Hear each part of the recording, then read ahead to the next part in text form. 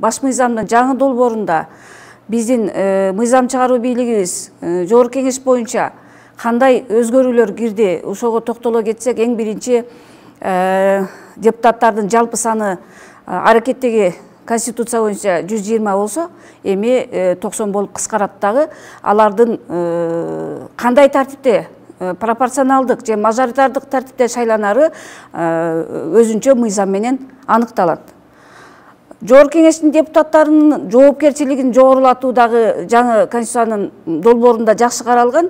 Эгерде мурда жогорку кеңештин депутаты бир сессия ичинде 30 күндө ашык себепсиз катышпай калган учурда гана ыйгарым укуктары мөөнөтүнөн мурда токтотулса, ал эми азыркы жаңы Конституциянын долбоору боюнча 10 эле күндө, бир сессиянын ичинде 10 эле жумушчу күнү себепсиз жок болуп калса, ыйгарым укуктары мөөнөтүнөн мурда токтолуп атат.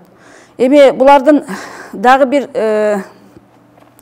жоопкерчилигин жогорулатуу максатында мен ойлойм, жогорку кеңештин депутатынын жаш курамынын чектелишинин жогорулатышы дагы жакшы деп ойлоймун. Мурда азыркы аракеттеги Конституция боюнча алар 21 жашка чыккан кыргыз жараңы депутат болуп шайланса, азыр эми жаңы долбоор боюнча 25 жашка чыккан кыргыз жараңы депутат болуп шайлана алат. Аракеттеги Конституцияда орустар право отзыва мандата депутата деп коет. Биздин кыргызча депутаттын мандатын чакыртып алуу укугу жок болчу. Мына ушул депутатты чакыртып алуу укугу киргени дагы ушул депутаттын жоопкерчилигин бир аз көтөрөт деген ойдомун. Эми жогорку кеңештин кээ бир ыйгарым укуктары кыскарды.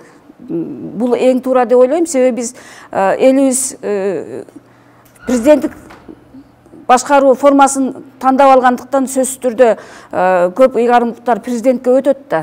Бул жерде элдин баары айтып атат, менин кесиптештерим деле ошондой ойдо. Жогорку кеңештин депутаттарынын отурумунда болгон талкууда президенттин жоопкерчилиги каралбай калды деген ой пайда болуп калды да. Мен буга каршымын. Тескерисинче азыр абдан күчөтүлдү президенттин жоопкерчилиги. Мурда өкмөттөн кетти ката, анан жогорку кеңештен кетти ката деп өкмөт отставкага кетирилет эле.